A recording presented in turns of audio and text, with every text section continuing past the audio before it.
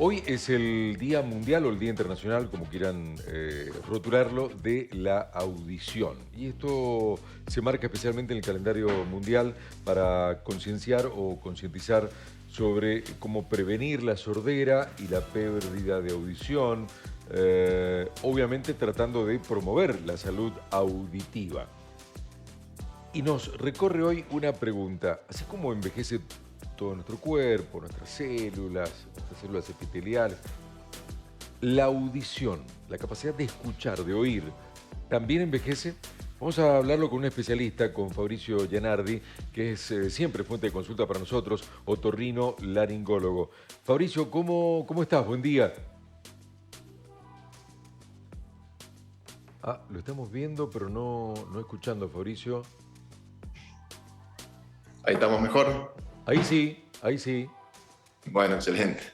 Bueno, en realidad, a ver, esa pequeña introducción, ese momento de confusión, fueron unos segundos, pero es para concientizar y saber que las personas con pérdida auditiva conviven constantemente con esa pequeña desconexión que tuvimos nosotros de 5 segundos. Ah, Es el día a día de ellos. Entonces, es un poco a propósito que la idea era comenzar con el audio apagado, porque nada, tenemos que empatizar. Lamentablemente esto es una enfermedad silenciosa que sí. no la vemos o no la experimentamos hasta que no tenemos una situación propia, ya sea un familiar o de la misma persona, ¿no? Entonces, bueno, como bien decía Coco, el día 3 de marzo se festeja o se celebra, discúlpenme, el Día Mundial de la Audición. Creo que lo hemos hablado en otra oportunidad. Es el 3 de marzo puntualmente, porque Ahora, se hace con los 2-3, ¿sí? Se intenta diagramar 2 orejas y que no nos olvidemos básicamente que es el Mundial de la Audición, por los 2-3 de marzo. buenísimo. 3 del Gracias, 3. gracias primero por ese ejemplo que nos diste al comienzo, de mutear tu micrófono, hacernos creer que no escuchábamos y realmente no escuchábamos. Y es lo que vive una persona con falta de audición, como vos decías, a diario. Fabricio, nos preguntamos, creo que escuchaste esa pregunta inicial. ¿La audición, la capacidad de oír, envejece? Disculpame, Coco, que ahora sí realmente no escuché el retorno. ¿Me No, decías? decía que si la audición definitivamente envejece, la capacidad de oír en nosotros envejece. Bien, bueno, antes de contestarte te comento que el lema de este año, ¿sí? Porque todos los años hay un lema. Este año el lema es de la comunidad al aula, y Sí. hace hincapié más que nada en la Organización Mundial de la Salud en la infancia, ¿no? Porque es donde más tenemos que estar atentos por el tema de la pérdida auditiva. Claramente en cada grupo etario existe una consecuencia de no estar escuchando. Si vamos a tu pregunta, que vendría siendo al grupo etario más de la adultez, Sí. está ampliamente ya documentado de que la pérdida auditiva no solamente nos aísla socialmente, sino que tenemos un deterioro cognitivo un poco más rápido o más acelerado de lo que normalmente podríamos tener. Entonces vos me decís si envejece, sí, claramente. No solamente envejece a nivel corporal, sino que envejece a nivel mental, nos volvemos menos interesantes, nos volvemos menos sociables, somos seres sociales por naturaleza. Entonces imagínense ustedes el estar en una conversación social de familia, con gente de confianza, y no poder hacer una pregunta porque sabes que en la respuesta vas a estar confundido y no vas a poder seguir el hilo de la conversación. Entonces son personas que cognitivamente se aceleran mucho su pérdida mental y envejecen claramente por esa depresión, ese envejecimiento. Fabricio, pero te A hago una, nivel perdón, de Palla, los pero niños, Fabri, escúchame, te sigo, ¿no? Pero yo quiero saber, porque nos atañe particularmente a nosotros que trabajamos con la voz y todo el tiempo con retornos, auriculares, pero le puede pasar a mucha gente.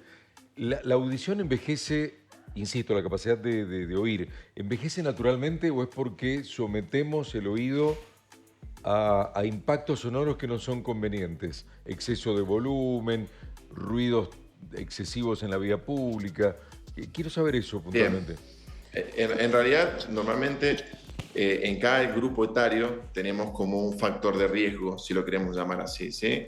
Entonces, todos nacemos con una predisposición genética. Si vos has tenido padres, madres o hermanos con un muy buen oído y vos has sabido cuidarlo, posiblemente esa genética te acompañe. Si tu padre o tu madre han tenido algún problema genético, tal vez de nacimiento ya tengamos una predisposición. Pero claramente cada factor de riesgo que nosotros le vayamos agregando a nuestra vida, desde infecciones en la infancia, desde falta de estimulación del desarrollo, en la adultez o en la juventud, el trauma acústico, que no es menor. Yo creo que alguna vez lo mencionamos en esta entrevista, que el solo hecho caminar por la ciudad de Buenos Aires, en una de las avenidas principales, ya te generaba un trauma acústico. O sea, ni siquiera uno usando un auricular, simplemente el caminar por avenidas que están muy transitadas, el ruido de la contaminación acústica que llamamos, ya te genera un trauma. Entonces, hay muchas cosas en la vida que va haciendo que esa audición se vaya perdiendo. Por eso cuando la gente me dice, pero soy joven, tengo 40, tengo 45, estoy perdiendo la audición, claro, y yo le digo que en realidad no solamente la edad, sí, es también cómo la has usado a esa audición, cuánto la has cuidado, cuánto le has prestado atención. Entonces, mucha importancia, sí. Pregunta, ¿qué pasa con este vínculo que hay con la audición y el equilibrio? Y el equilibrio, en realidad el oído tiene dos funciones, que es la parte auditiva y la parte del equilibrio. Son las dos cosas que maneja el oído. Entonces, va muy relacionado a que cuando uno empieza a tener pérdida de audición, da la casualidad que también se pierde ese órgano vestibular, que se llama. Entonces empezamos a tener asimetrías. El oído no funciona más de un lado que del otro. Yo siempre le explico a los pacientes que nuestros oídos son como dos alas o una balanza libriana, si lo quieren ver así. Entonces, si un oído empieza a perder simetría respecto al otro, es cuando empiezan los trastornos vestibulares. Y da casualidad también de que si uno estudia en profundidad ese paciente, también tiene trastornos auditivos muchas veces. Entonces, está íntimamente relacionado.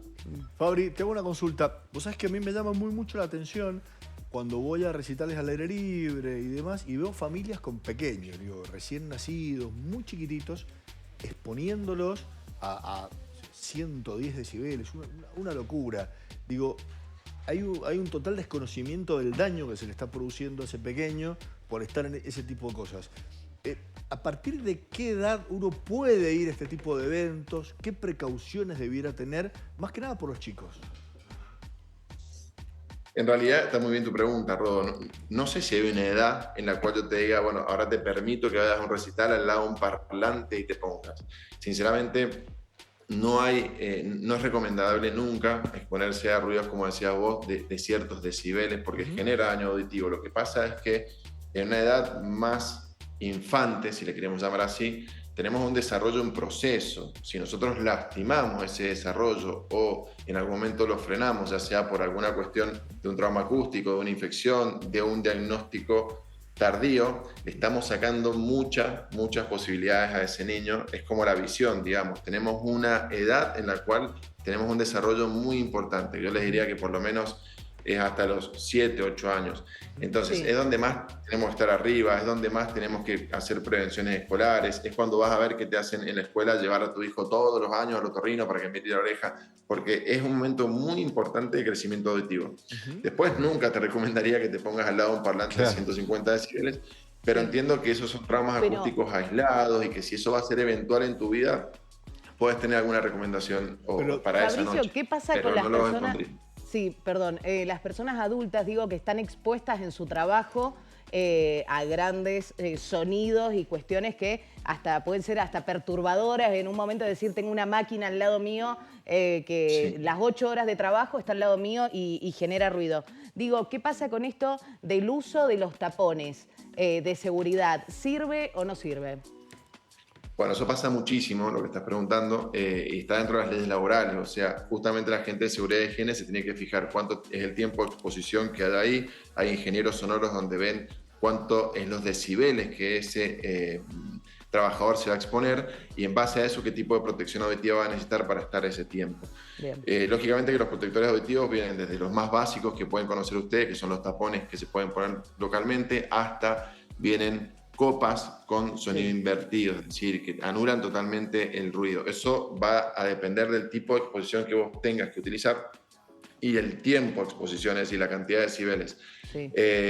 Sirven, por supuesto, pero tiene que tener un estudio previo de cuál va a ser la exposición que va a tener ese trabajador y cuántas horas para ver qué tipo de protector auditivo va a necesitar. ¿Y el uso de auriculares de temprana edad? Digo, viste que los chicos están como aislados con los auriculares y el teléfono. El uso de auriculares, Rodo, te entendí eso, disculpame. Sí, el uso de auriculares, sí. normalmente, a ver, yo siempre les digo, los auriculares hoy en día vienen hasta con protectores auditivos. Si tenés un auricular inteligente, te viene hasta con cancelación de ruido. Entonces, yo no puedo desaconsejar el uso auricular porque bien usado es hasta una herramienta de protección. Pero hoy en día vienen los teléfonos inteligentes y te dicen, ojo, hasta acá, más de esto te genera un trauma acústico. Si nosotros excedemos esos niveles, si vos te dicen una copa de vino, Rodo, porque una botella de vino te va a generar mal, un cigarrillo de vez en cuando, porque, bueno, si nosotros ese límite lo rompemos es cuando empezamos a tener problemas. Yo creo que está bien marcado hoy en día, tanto en los teléfonos inteligentes como en los auriculares, hasta dónde es el límite. Claro. Va en uno en querer romper ese límite. Fabri, te hago una consulta. Más allá de los ejemplos que hemos dado de locutores, profesionales de la voz, sonidistas que están con excesos de decibeles, personas que están trabajando mayores ante algún ruido molesto.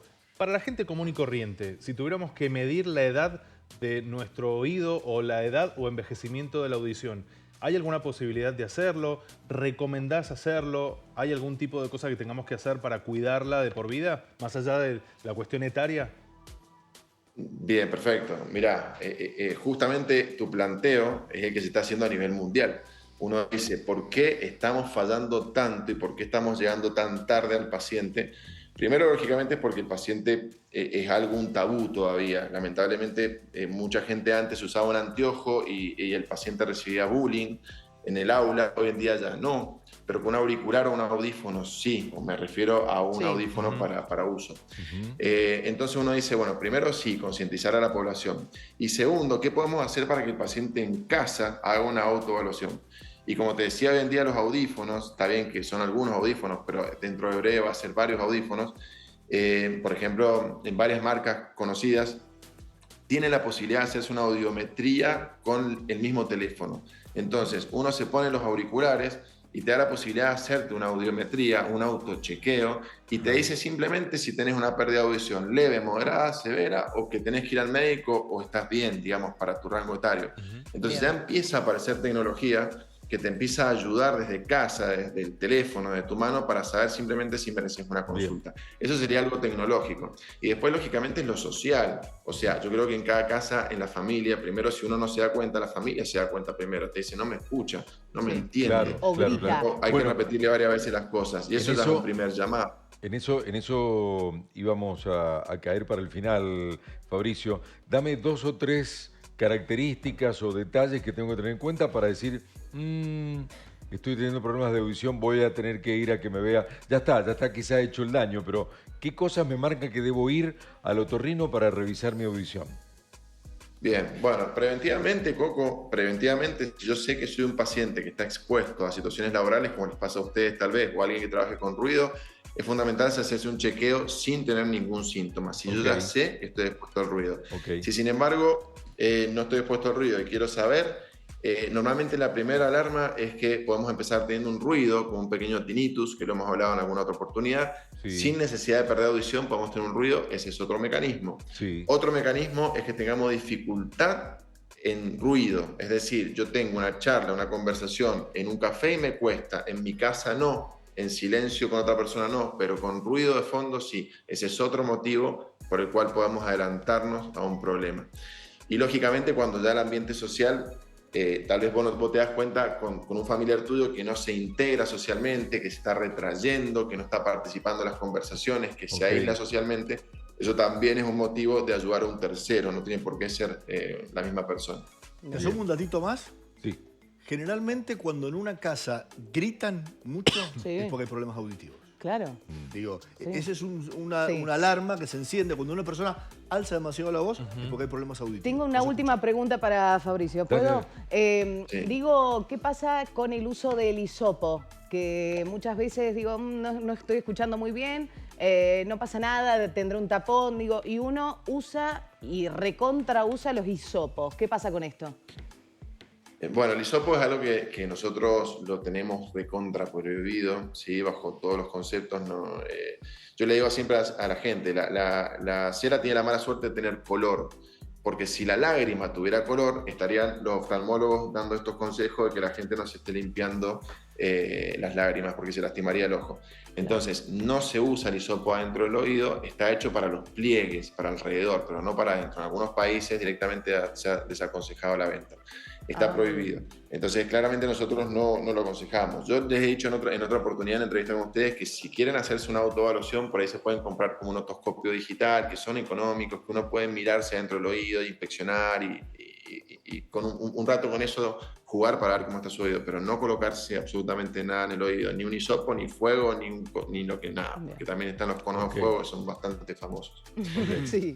Fabricio, clarísimo como siempre. Te mandamos un abrazo grande y a recordar que hoy, digo, para concientizarnos respecto de nuestra capacidad auditiva, nuestro cuidado auditivo. Si me permitís un minuto, Coco. Sí, claro. Yo lo único que les quiero robar es esto, es decirle, cuando encuentren una persona que está con problemas auditivos en cualquier instancia de su edad, intentar darle una mano, ayudarlo, tanto para que se estudie como para que entienda, porque muchas veces nos enojamos en esas situaciones, somos impacientes, pero no me escucha y grito, y eso hace que empeore la situación. Entonces, bueno, estos días son para que nos refresquemos un poco todos y empaticemos con esa patología. Ok, gracias Fabri, abrazo grande. Que tengan buen día. Gracias. Saludos a todos. Fabricio Gianardi, otorrino laringólogo, justo hoy, fuente de consulta para nosotros, porque es el Día Mundial de